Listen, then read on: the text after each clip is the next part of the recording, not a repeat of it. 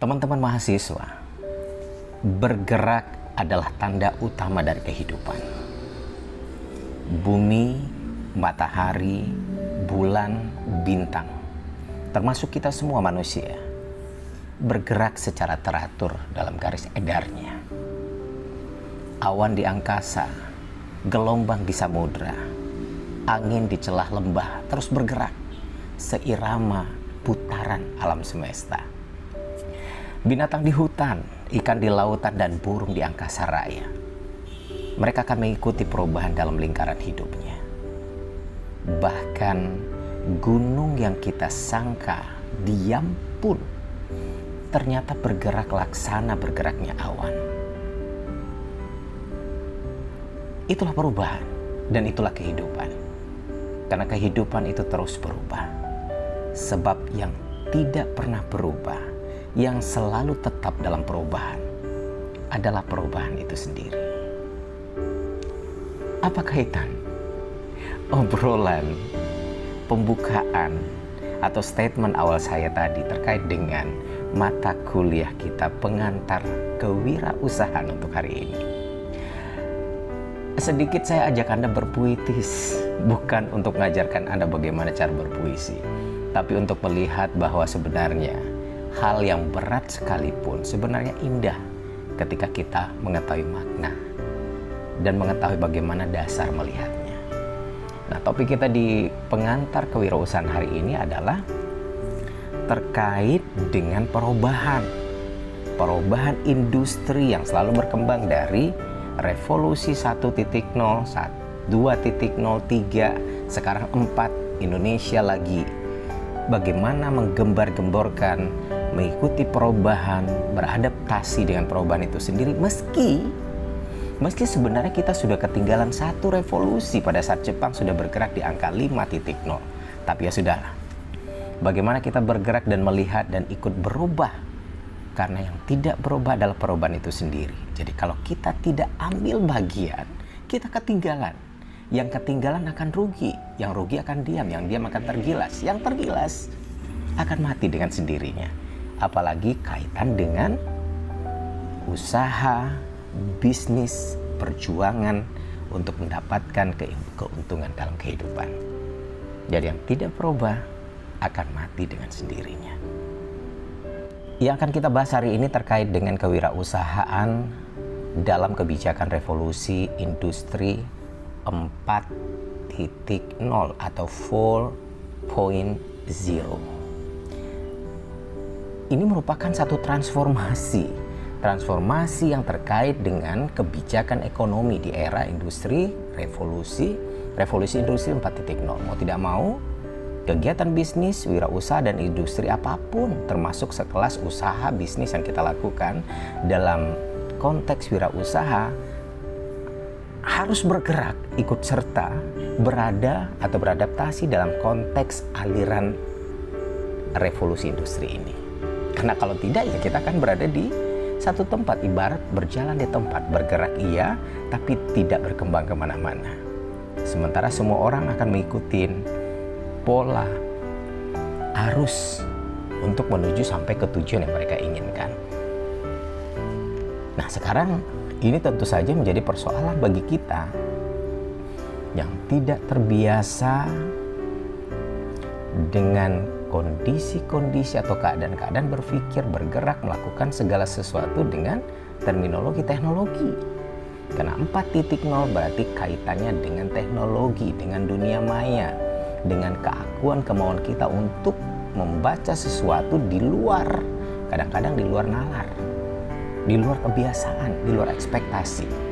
Apa yang sebelumnya pernah kita sentuh, sekarang mau tidak mau kita harus terlibat. Dan itu dijadikan bahkan sebagai senjata utama. Nah, siap tidak ketika kita dihadapkan pada kondisi ini? Sesuai dengan filosofi kehidupan terkait dengan perubahan tadi, mau tidak mau, ikut tidak ikut, suka tidak suka, maka Anda harus ikut serta, mengambil bagian, beradaptasi, mencoba, dan melakukan. Itu kuncinya. Karena yang tidak pernah mau melakukan tidak akan pernah tahu sampai sampai di mana usaha yang kita bisa lakukan. Namanya salah satu bagian dari paradigma berpikir kewirausahaan adalah usaha maksimal, kerja keras, dan tidak kenal lelah. Tidak ada kata putus asa. Jadi ini merupakan satu tantangan yang luar biasa untuk kita bisa beradaptasi, berada pada arus revolusi industri 4.0, 4.0, gitulah bahasa Indonesianya. Oke, sekarang kita coba kenali sebenarnya revolusi 4.0 itu apa? Apa benar kita anggap sebagai satu tantangan baru dalam dunia industri? Dan apa pula kaitannya nanti dengan kita, dengan saudara sebagai calon wirausahawan di masa depan? Dan saya percaya kalau untuk kehidupan anak-anak milenial seperti saudara, 4.0 sebenarnya bukan jadi persoalan. 4.0 adalah generasi Anda, generasi saudara, dan Anda sangat aware dengan kondisi-kondisi itu. Nah, selain tantangan ekonomi, sebenarnya saat ini kita juga melihat dan merasakan adanya tantangan industri yang menuntut transformasi atau perubahan arah ekonomi secara komprehensif, secara menyeluruh. Yang kedua adalah sebagai langkah penting memanfaatkan sekaligus mengoptimalkan momentum revolusi 4.0 ini untuk menarik industri yang mau tidak mau, yang masih ketinggalan, yang masih menggunakan teknologi 1.0, 2.0, 3.0. Agar apa? Agar lebih efisien, lebih produktif. Jangan sampai pada saat orang menggunakan teknologi revolusi industri 4.0 mereka sudah capai 20, kita baru di angka 1,2. Kita hanya mengambil bagian kecil sementara orang lain yang menikmati. Kalau kita tidak mau beradaptasi dengan revolusi industri 4.0 sebagai sebuah transformasi di bidang ekonomi dan industri. Apa iya di zaman sekarang masih terdapat industri-industri khususnya di Indonesia yang berada pada fase revolusi 1, 2, dan 3.0? Masih banyak. Misalnya revolusi industri yang kita kenal. Contohnya adalah mesin mekanik, industri tekstil misalnya, atau menggunakan alat tenun. Nah, pada saat 4.0 orang sudah menggunakan mesin tenun. Kita masih menggunakan alat yang sangat tradisional. Pada saat orang menghasilkan 10 tenun dalam 1 jam, kita menghasilkan tenun 1 dalam 10 hari. Bayangkan ketinggalannya, meski kita tidak bicara soal kualitas dulu. Kualitas handmade dengan mesin tentu saja berbeda. Tapi faktor bisnis kita akan ketinggalan. Yang kedua, pertanian. Pertanian begitu banyak yang berada pada fase industri 1.0. Mesin bajak misalnya. Kita masih menggunakan kerbau. Pada saat yang lain, negara-negara berkembang, mereka menggunakan mesin-mesin untuk alat-alat pertanian. Sehingga apa? Produktivitas dari produksi dari pertanian itu begitu jompang. Pada saat secara tradisional kita menghasilkan mungkin hanya hitungan ratusan kilo, mereka sudah bermain di angka ton. Nah, jadi lagi-lagi kita lihat dari industri bergeraknya adalah dari konsep bisnis, keuntungan. Sehingga apa? Kalau ada untung pasti ada rugi. Seharusnya kita mendapatkan sekian ton, kita mendapatkan sekian ratus kilo saja. Apa generasi yang berada pada fase 2.0 industrinya? Contohnya adalah produksi massal. Produksi massal misalnya adalah industri mamin atau mie instan. Kemudian percetakan seperti koran, majalah. Itu berada pada kategori 2.0. Sebenarnya bisa bermain di angka, sekarang sudah bermain dengan elektronik. Koran tidak lagi, coba lihat di pasaran, orang tidak lagi beli koran. Kalau toh ada, hanya berapa persen. Terjadi penurunan drastis yang luar biasa. Orang tinggal dibuka di laptop, tinggal dibuka di tab, di handphone, berita, semua newspaper ada. Semua informasi yang diperlukan naik dalam hitungan detik. dari sisi bisnis kita rugi. Revolusi industri 3.0 mana saja? Komputerisasi industri elektronik otomotif itu masuk dalam kategori 3.0. Baru pada fase proses komputerisasi. Sementara harusnya kontrolnya sudah meningkat. Tetap saja pada hitungan matematisnya adalah hasil produksi. Dan revolusi 4.0 kita bergerak di situ. Sementara meski Jepang sudah berada di kategori 5.0, kita baru di 4.0. Itu pun kita merasa ketinggalan. Kenapa? Karena pada saat kita beradaptasi, mulai berkoar-koar dengan revolusi industri 4.0, ternyata sekian puluh persen kita masih banyak bergerak di fase 1, 2, dan 3. Kita ambil contoh. Revolusi 4.0 ini otomatisasi. Itu jelas berada pada fase 4.0. Vintage misalnya. Kemudian consumer digital seperti startup. Ya kita sebut saja misalnya Gojek, Gokar. Kalau dibandingkan taksi tidak laku lagi, Gojek tradisional sudah habis. Mobil bus orang tidak peduli. Bayangkan, hanya dengan memesan di satu kali pesanan, kita langsung antar alamat, jemput dan antar alamat. Dan biayanya murah, mudah, ada jaminan. Kalau taksi kita bergerak dari sini ke sana, kita belum bisa prediksi berapa biaya akan dikenakan, gimana tingkat keamanan, berapa lama akan sampai di sana. Tapi dengan menggunakan apa sih istilahnya, consumer digital seperti yang dimainkan perannya oleh Gojek, semuanya menjadi sangat mudah. Oke, baik. Karena bicara soal industri, bicara soal ekonomi, mungkin bahasanya agak sedikit lebih berat. Tapi paling tidak Anda mesti memahami konsep-konsep ini dalam struktur berpikir Anda, bahwa mau tidak mau ketika ada di bidang bisnis atau Anda menjadi seorang calon wirausahawan, Anda harus kenal istilah-istilah seperti ini. Jadi walaupun agak berat, pelan-pelan nanti didengerin, kemudian dipahamin, kemudian di googling, Anda cari maknanya. Kali ini kita bicara soal transformasi ekonomi, dan itu merupakan buat saya merupakan kunci dari kemajuan bidang ekonomi. Mau tidak mau ini menjadi satu kondisi yang memang harus seimbang. Maksudnya gini, strategi kebijakan pembangunan pada saat ini, transformasi struktural ekonomi semuanya diarahkan pada supply side. Ingat, supply side, dan ini seharusnya sejalan dengan demand side. Nanti saya akan jelaskan ke Anda yang mana yang supply side dan mana yang demand. Biasanya itu berjalan sendiri-sendiri. Sekarang mau tidak mau ini harusnya berimbang. Ketika supply side dibangun, seharusnya juga dijaga dengan demand side-nya. Jika supply-nya dan demand-nya seimbang, maka sebenarnya akumulasinya adalah kemajuan ekonomi akan bisa terwujud dalam transformasi ekonomi. Jadi kalau pergerakannya adalah dalam revolusi industri 4.0, maka dua-duanya, yang supply side harus, yang demand side juga mengikuti.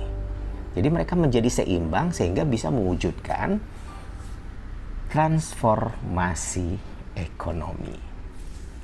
Sekarang kita coba lihat. Saya ajak Anda berkenalan sedikit dengan supply side itu yang mana. Supply side itu paling tidak ada 4 yang saya kenalkan ke Anda. Reformasi agraria. Yang kedua, pembangunan infrastruktur. Itu termasuk dalam supply side. Peningkatan SDM. Nah, ini yang paling mengerikan. Bantuan sosial. Nah, ini 4 yang masuk dalam supply side. Ketika ini dibangun, maka harus diikuti dengan demand side-nya. Demand-nya apa? Menjaga daya beli agar tetap stabil. Dan ini dilakukan sebenarnya melalui strategi-strategi ekonomi pemerintah. Tidak bisa dari bawah saja, melalui aturan main, melalui kebijakan-kebijakan ekonomi yang memang berpihak pada kebutuhan atau kepentingan masyarakat untuk menjaga daya beli itu agar tetap stabil. Artinya ini menjadi PR bagi pemerintah. Yang kedua yang termasuk demand itu adalah meningkatkan investasi. Semakin tinggi tingkat investasi, semakin besar kemungkinan supply ini juga bisa naik. Dan yang ketiga, meningkatkan ekspor, bukan impor. Jadi dalam konteks transformasi ekonomi yang dibenahin itu adalah kualitas dalam negeri yang kita punya untuk kemudian diproduksi dan diekspor keluar. Sehingga harganya menjadi naik berlipat ganda dan itu memberikan keuntungan buat kita.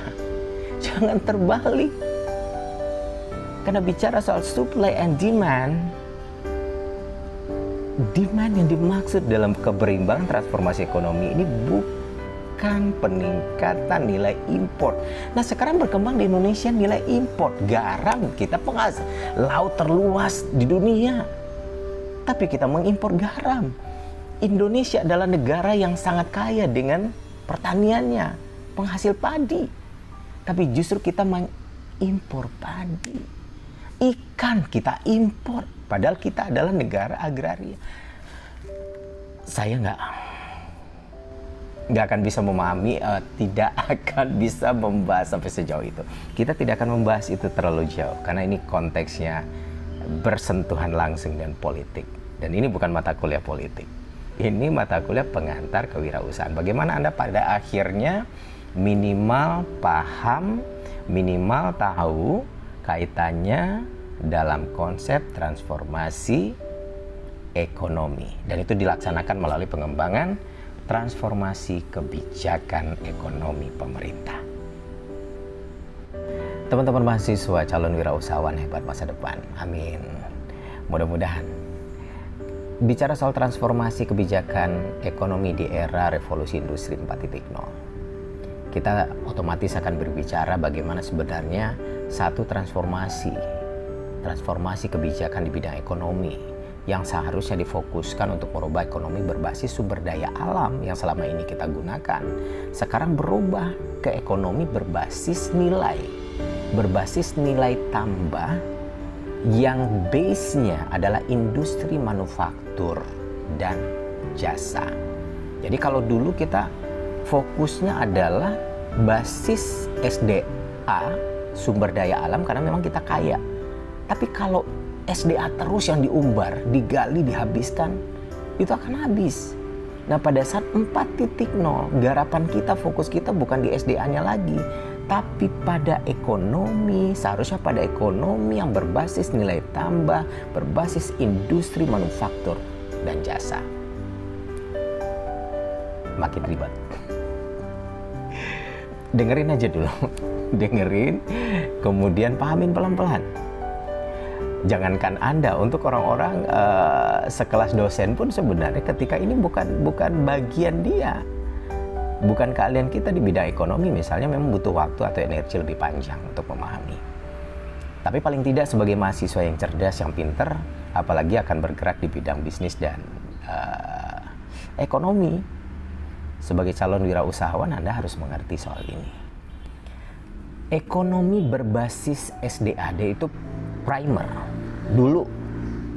Nah sekarang kita arahkan perubahan itu. Artinya mulai dari cara berpikir, cara mengambil kebijakan, cara mengambil keputusan, cara melakukan, sampai strategi-strategi yang dipilih pun sudah diarahkan pada ekonomi berbasis nilai tambah. Berbasis nilai tambah itu ya berupa industri manufaktur dan jasa. Tentunya di tengah-tengah ini dari proses perubahan yang SDA ke nilai tambah, perlu transformasi untuk meningkatkan daya saing. Siapa yang melakukan? SDM. Untuk apa? Merespon pergeseran struktur ekonomi dari struktur ekonomi ke jasa, perkembangan teknologi dan tantangan lainnya. Jadi memang kalau dulu SDA yang menjadi sorotan, menjadi fokus utama, mungkin, bukan berarti tidak, mungkin tidak diperlukan persaingan SDM yang terlalu besar. Kenapa? Karena SDA tersedia. Hanya dibutuhkan tenaga-tenaga teknis. Tapi sekarang untuk konsep ekonomi 4.0, ekonomi berbasis SDA yang primer itu akan dirubah ke ekonomi berbasis nilai tambah berupa manufaktur dan jasa. Industri manufaktur dan jasa tentunya di tengah-tengah ini perubahan itu memerlukan transformasi untuk meningkatkan daya saing, meningkatkan respon pergeseran struktur ekonomi ke jasa, perkembangan teknologi, dan tantangan lainnya. Nah, apa itu industri manufaktur? Pasti Anda akan bertanya juga. Industri manufaktur, paling tidak kaitannya pertama yang kita bisa lihat adalah kontribusi terhadap PDB. Bahwa industri itu harus memberikan kontribusi PDB yang menurun dari persentasenya 26 pada tahun 2001 sampai 2016. Nah, sekarang harusnya terjadi penurunan 18%, 20%, who knows. Nanti karena ini perhitungannya tidak sesederhana itu. Tapi harusnya terjadi penurunan dalam konsep kontribusi itu terhadap PDB. Terjadi penurunan. PDB itu apa? PDB itu ya produk domestik bruto. Ada pula istilahnya GDP, gross domestic product. Yang jelas PDB ini adalah salah satu indikator yang digunakan yang sangat penting. Salah satu indikator yang sangat penting untuk mengukur kondisi perekonomian sebuah bangsa, sebuah negara. Di Indonesia juga begitu. Dilihat dari PDB-nya, produk domestik bruto, dan itu harusnya terjadi penurunan. Dari industri manufaktur tadi, kalau itu isu, saya anggap sebagai sebuah isu bahwa kontribusi PDB sudah harus menurun. Yang kedua adalah penyebabnya, karena pengawasan teknologi yang sangat rendah, yang masih rendah. Yang kedua disebabkan karena labor market kita di Indonesia yang belum efisien. Kemudian perlu dilakukan apa dalam manufaktur ini? Semacam revitalisasi industri manufaktur. Sekarang googling, apa itu revitalisasi? Jadi perlu dilakukan, jadi isunya begitu, kemudian penyebabnya kita paham bahwa salah satunya adalah disebabkan karena labor market kita belum efisien, pengawasan teknologi yang masih rendah. Kemudian apa yang perlu dilakukan? Paling tidak ada semacam revitalisasi industri manufaktur. Apa artinya? Googling. Yang kedua jasa, tadi itu manufaktur. Sekarang saya ajak Anda untuk mengenali, karena ada perubahan ekonomi berbasis nilai tambah. Dan nilai tambah itu satu manufaktur yang tadi yang saya jelaskan, yang kedua adalah jasa. Sektor jasa itu memiliki pertumbuhan dan kontribusi terhadap PDB. Kontribusinya besar, namun memiliki defisit neraca yang meningkat. Nah, 58%, saya nggak tahu persentase persisnya, tapi yang jelas dari sisi tenaga kerja hampir 58-65% berpendidikan rendah. Data terbaru nanti bisa kita googling. Yang jelas adalah 58-65% tenaga kerja kita berpendidikan rendah. Yang kedua, investasi di Indonesia masih sangat rendah akibat kondisi ekonomi, ketidakpercayaan pasar, dan macam-macam. Sehingga apa yang mesti dilakukan? Nah, jadi kita bagi tiga tadi ya. Dari manufaktur isunya begitu, bahwa kontribusi PDB menurun. Kemudian penyebabnya terjadi pengawasan teknologi yang rendah. Kemudian labor market yang masih belum efisien. Dan perlu dilakukan apa? Revitalisasi industri manufaktur. Nah, kalau jasa juga kita anggap dari tiga hal tadi. Isunya bahwa sektor jasa memiliki pertumbuhan dan kontribusi terhadap PDB, tetapi memiliki defisit yang juga meningkat. Itu isunya. Penyebabnya apa? Penyebabnya adalah tenaga kerja kita yang masih rendah pendidikannya. Malah datanya 58-65% itu pendidikannya rendah. Dan yang kedua, investasi masih rendah di Indonesia. Sehingga apa? Yang mesti dilakukan apa? Yang mesti dilakukan adalah penguatan sektor jasa. Jadi kalau di manufaktur, revitalisasi industri manufaktur, kalau di jasa adalah penguatan sektor jasa. Teman-teman mahasiswa, kita lanjutkan kembali perbincangan kita.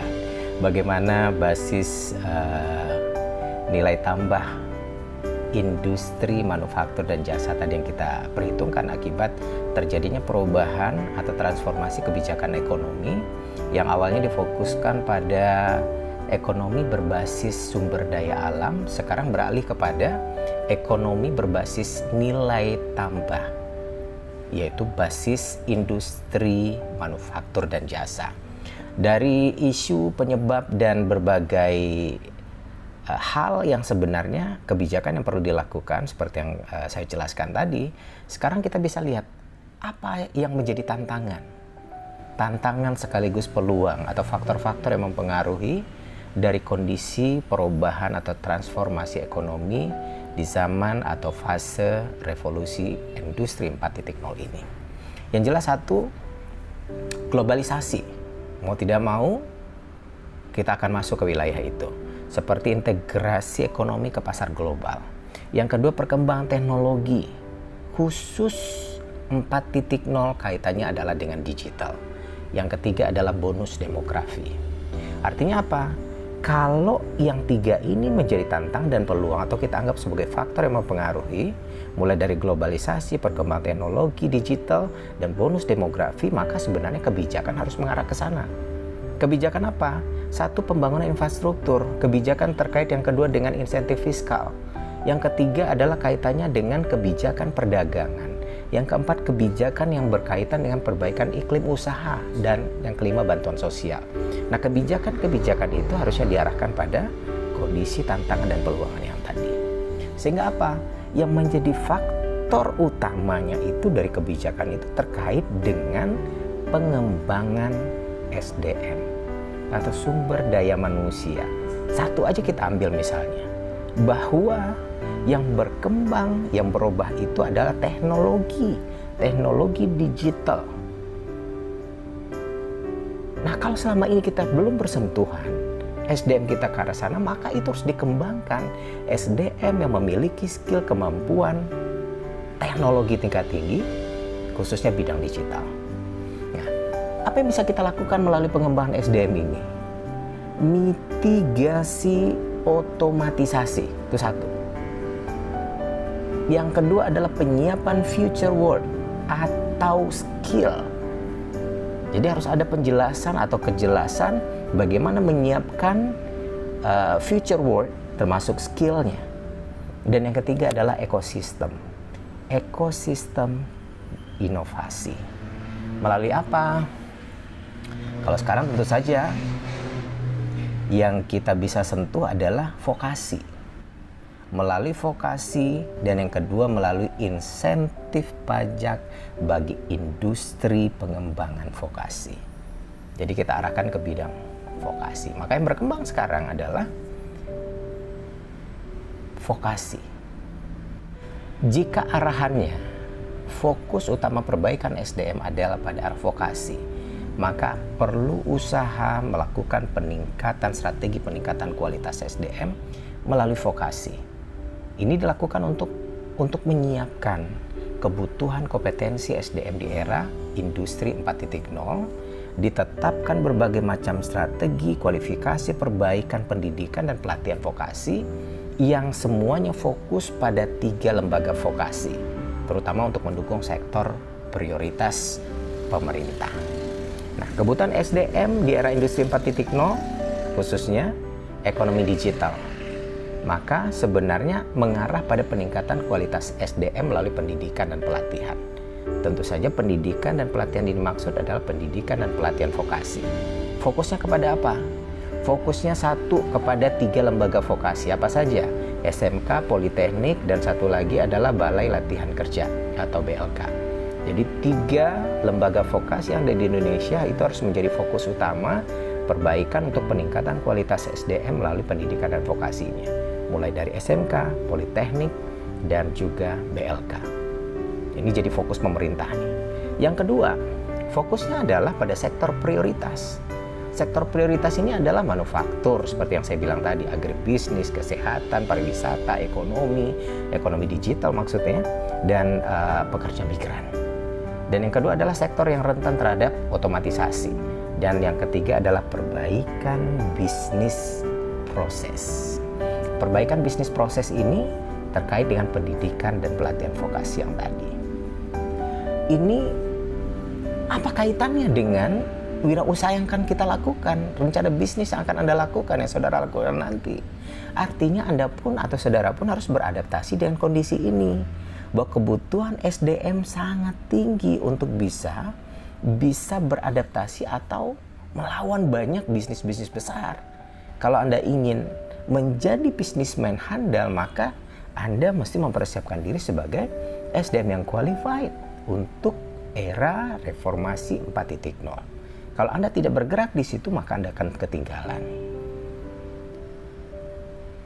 Dan konteks lain adalah ketika Anda membutuhkan tenaga-tenaga kerja, maka di bidang vokasi, tenaga-tenaga ahli siap pakai, itu bisa Anda manfaatkan.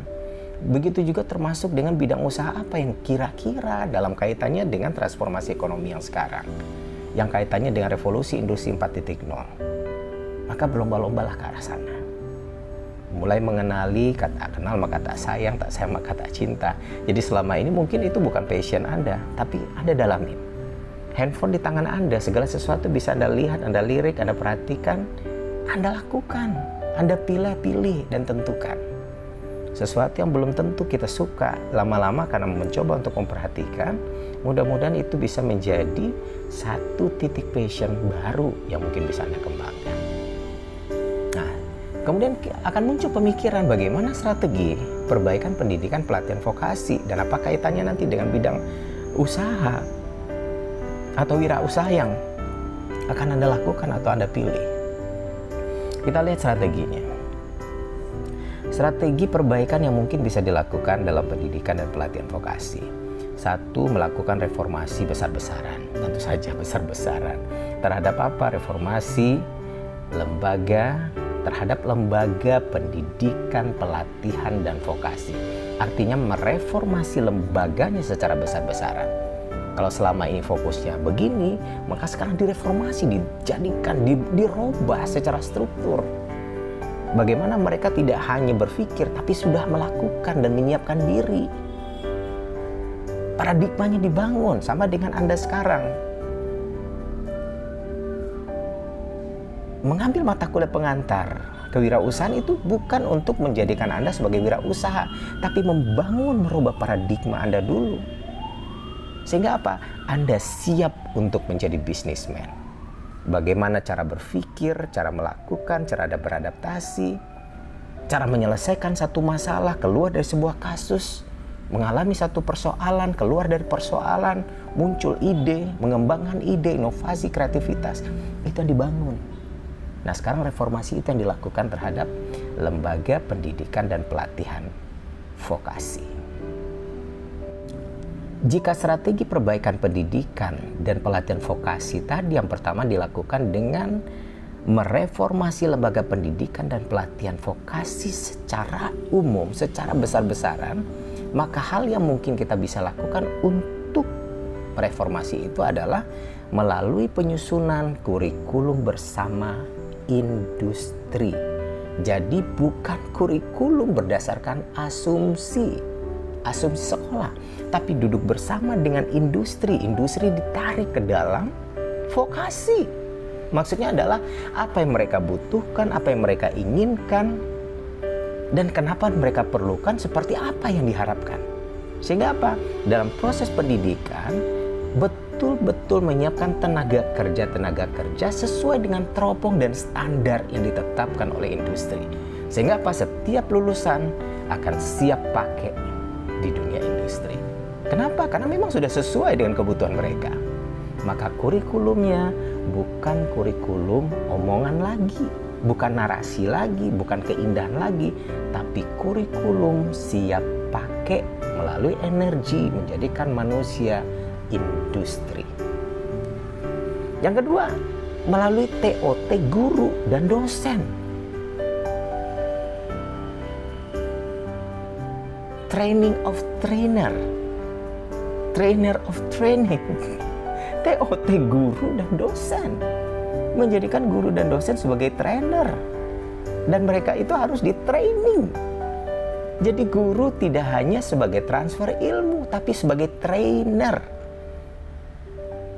Jadi di training lah seluruh guru dan dosen itu, sehingga dalam masuk kelas dia membuat anak itu siap pakai dengan skill dan keahlian. Jadi anak dibuat untuk melakukan dengan teori yang kita pelajari.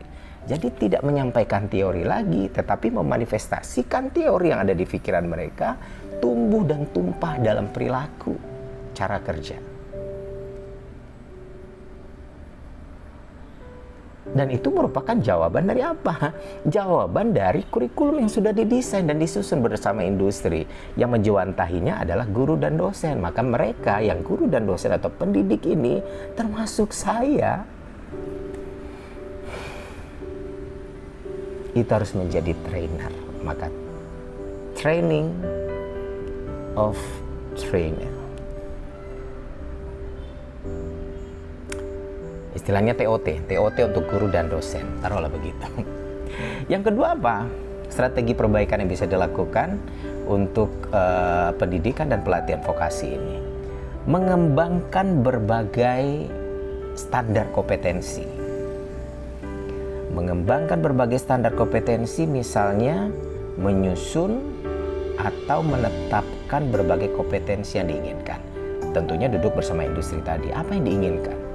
Apa yang diharapkan, apa yang ingin ditetapkan, kompetensi mana yang ingin dipilih, yang ingin dikembangkan sesuai dengan tuntutan dan standar dari industri. Yang kedua, membakukan langkah atau menetapkan langkah secara terstandar atau berupa mekanisme-mekanisme yang jelas terhadap akreditasi. Ada kejelasan mekanisme. Jadi tidak mengawang-awang lagi, semuanya terukur. Ada standar yang jelas, ada SOP, ada mekanisme, ada pembakuan langkah. Jadi bergerak berdasarkan standar kinerja. Berat, iya, karena mengganti paradigma, merubah kebiasaan. Tapi ingat, yang tidak mau berubah adalah perubahan itu sendiri. Karena perubahan akan selalu berubah. Sebab kalau dia tidak berubah, kita nggak akan pernah menyebutnya sebagai perubahan. Artinya apa? Di muka bumi ini selagi dia hidup pasti berubah. Yang jadi persoalan adalah seberapa tinggi tingkat perubahan itu. Kalau akan berubah juga, kenapa harus sebagian-sebagian? Sekalian. Ya, jadi kalau ingin mengembangkan berbagai standar kompetensi tadi, maka perlu disusun, ditetapkan berbagai kompetensi yang diinginkan oleh industri. Kemudian ada mekanisme akreditasi yang valid. Apa strategi perbaikan lainnya? Yang ketiga, strateginya adalah membakukan model kerjasama sarana prasarana dengan industri. Lagi-lagi melibatkan industri.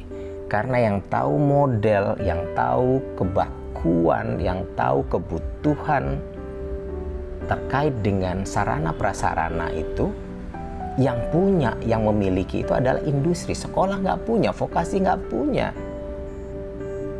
Nah, kerjasama itu nanti dalam bentuk apa? Menetapkan beberapa model kerjasama dengan industri. Jadi ada kejelasan negosiasi yang benar antara sekolah, antara politeknik, antara BLK dengan industri. Kemudian dioptimalkan keterlibatan industri di situ. Jadi benar-benar industri itu ada di wilayah akademik, proses pendidikan. Semuanya mengacu kepada industri. Jadi kita tidak lagi berbagi teori, tapi berbagi skill dan kemampuan anak agar siap pakai dan ditarik oleh industri.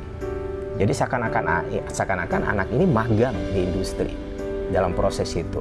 Sehingga setelah magang, mereka siap kerja. Karena sudah ada di wilayah industri. Dan semangat itu sebenarnya ingin ditumbuhkan dalam strategi perbaikan pendidikan dan pelatihan vokasi bagian ketiga ini. Yang keempat, membakukan semacam mekanisme pemagangan. Ini yang tadi yang sempat saya jelaskan, saya ulas sedikit. Menetapkan template apa ya? Contoh. Template itu tempat yang sudah kita tinggal nuangin doang.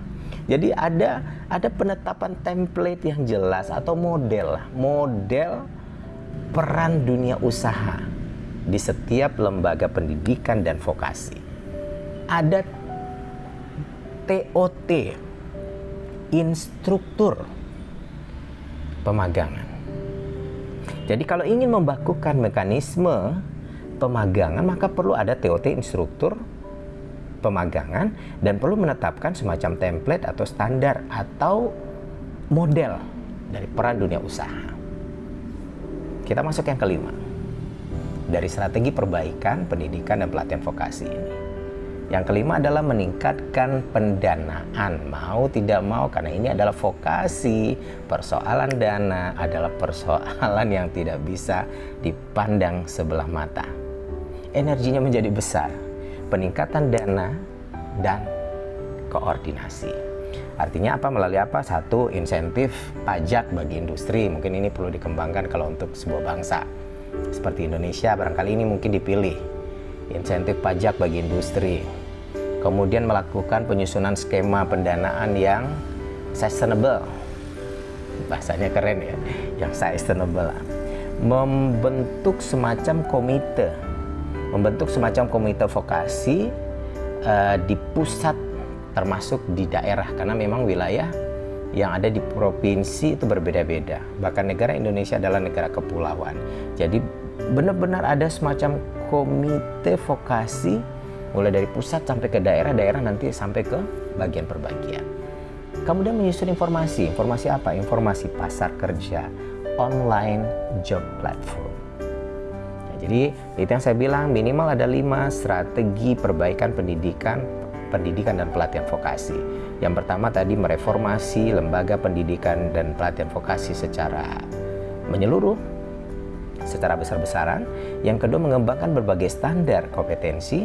Yang ketiga, melakukan model kerjasama sarana dan prasarana dengan bidang usaha atau industri. Kemudian membakukan semacam mekanisme pemagangan. Dan yang kelima adalah meningkatkan pendanaan dan koordinasi. Semuanya harus melibatkan industri dan dunia usaha. Jadi kalau ini ada dalam pikiran saudara, kira-kira apa manifestasi yang bisa Anda bawa sebagai calon wirausahawan masa depan? Artinya bisnis Anda akan menjadi bisnis besar, bukan bisnis kecil lagi. Tapi bagaimana Anda mengambil bagian di setiap titik persoalan itu, di setiap strategi yang bisa Anda ambil, kemudian Anda potret dan Anda tarik menjadi bagian Anda. Pertanyaan paling besar yang akan muncul dalam pikiran masing-masing saudara sebagai calon pelaku wirausahawan masa depan, sektor apa yang bisa saudara pilih sebagai fokus bisnis industri yang akan bisa saudara pilih dalam kaitannya dengan adaptasi terhadap fase revolusi industri 4.0. Minimal 5. Saya berasumsi minimal 5 dan 3 diantaranya bisa dilakukan. Kenapa? 2 lagi industrinya menjadi sangat besar.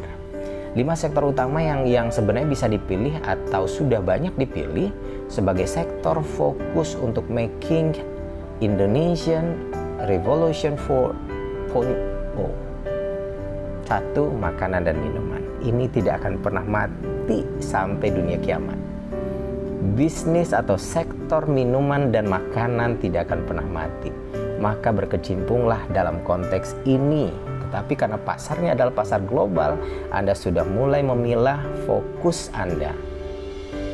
Bagaimana makanan dan minuman itu diserap oleh konteks global. Ini menuju kekuatan besar makanan minuman di paling tidak ASEAN. Ya artinya kalau toh dalam skala kecil Anda bisa memilih ini sebagai salah satu sektor pilihan yang tidak akan pernah mati. Nah, yang kedua, juga tidak akan pernah mati karena setiap orang butuh. Kalau tadi makanan dan minuman setiap orang butuh, maka energi hidup untuk menjalankan hidup mereka butuh makanan dan minuman, maka ini akan terus berkembang. Maka sektor makanan dan minum menjadi sektor utama. Yang sektor kedua, kebutuhan manusia lain adalah tekstil dan busana. Tekstil dan busana itu menjadi bukan sekedar pilihan tapi kebutuhan.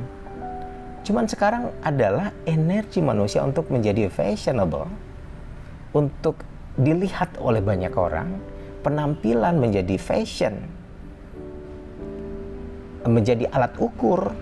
Nah, ini menjadi rancangan lain, yang menjadi sektor lain yang menjadi pilihan atau diperhatikan oleh banyak orang. Jadi silakan Anda menuju produsen functional clothing terkemuka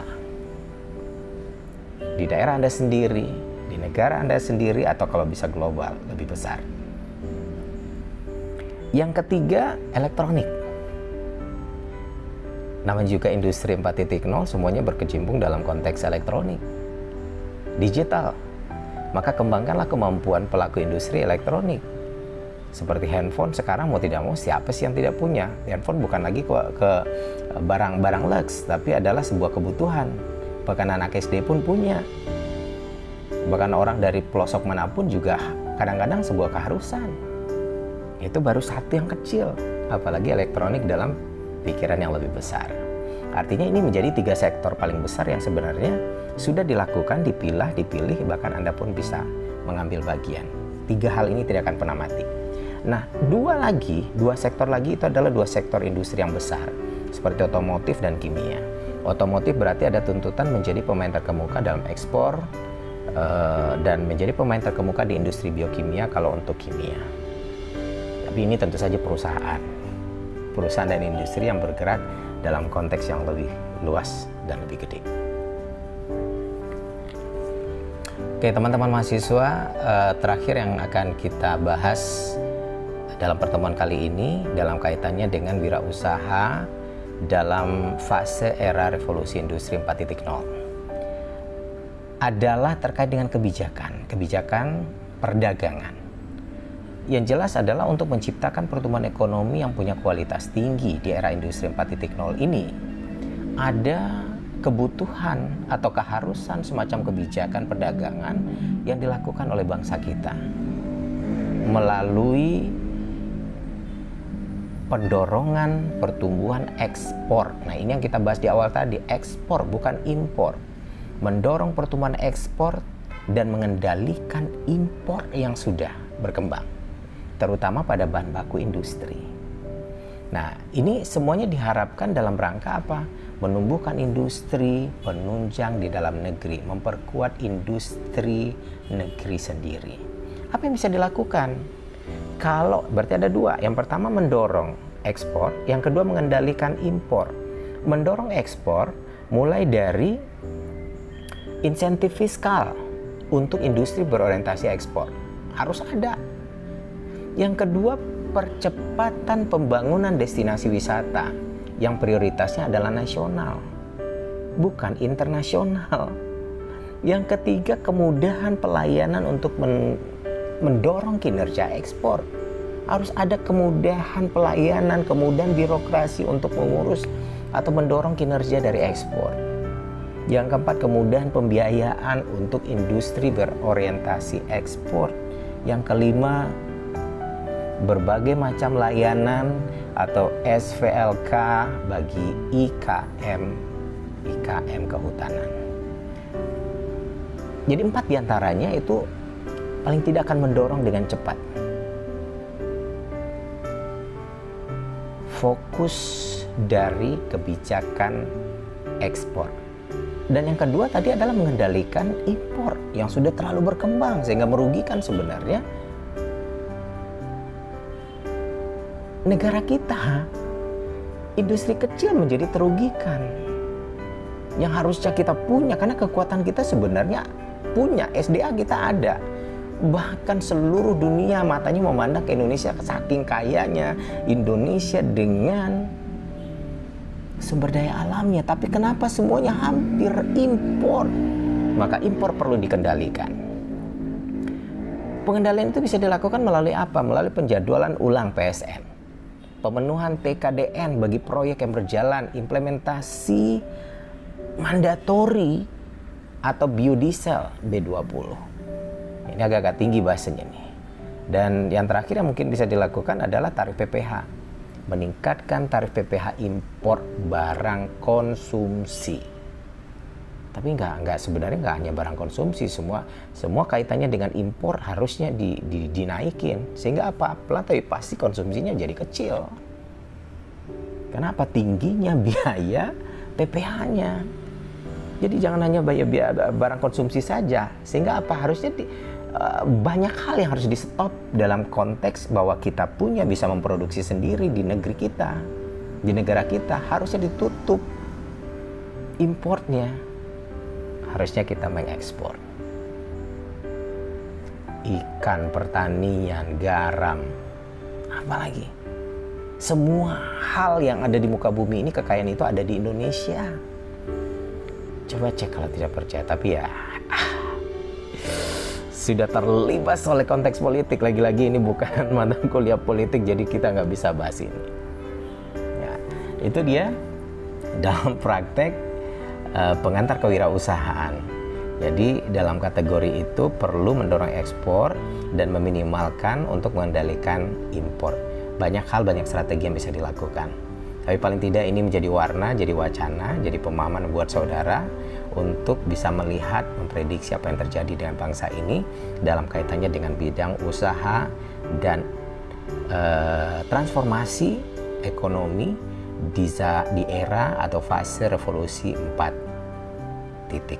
Mudah-mudahan Anda sepaham. Terima kasih banyak. Saya Dr. Hanif Al-Qadri pamit. Wassalamualaikum warahmatullahi wabarakatuh.